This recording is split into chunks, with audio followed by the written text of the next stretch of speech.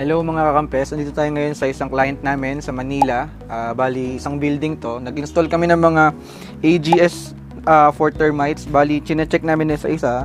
So, naka 3 months na kami dito. So, ito yung infested na area. Yan, sobrang sira na guys. Oh.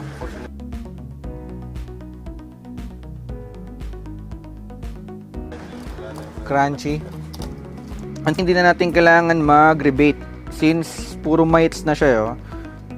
So, naka ano tayo dito, isa't kalahating bait tayo dito.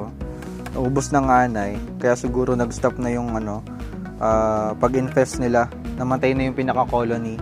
So, ngayon, pwede kasing false alarm to since ito ay isang building. Medyo madaming wooden structures and maraming entry point yung anay. So, nandito ngayon si Sir John. Papacheck ko yung area using our termite detector kung meron pa ring active infestation or active termite activity sa buong building. So ngayon, ito na si Sir John. Papacheck natin yung area using our termite detector. So, i-explain ni Sir John yung paggamit ng termite detector natin.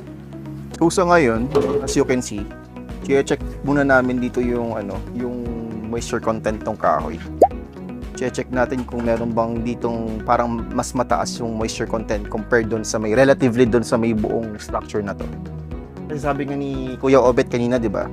Na baka mamaya false alarm lang yung wala nang termites yung bait stations natin. Tapos at the same time, check din natin yung yung movement dito.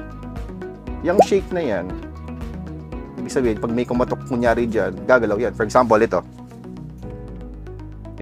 Sinake ko siya, yung kahoy, nag-spike. Pero pansinin mo yung radar, wala, flat. Kasi, ibig sabihin, wala na siyang nade-detect na movement doon sa loob ng kahoy. So, pwede natin, yung ginagawa natin, after natin mag-bait, check namin yung buong wooden structures dito sa may floor na to. Just to make sure. Yan. Wala naman, flat siya. Kung hindi false alarm yung nakita doon sa bait station.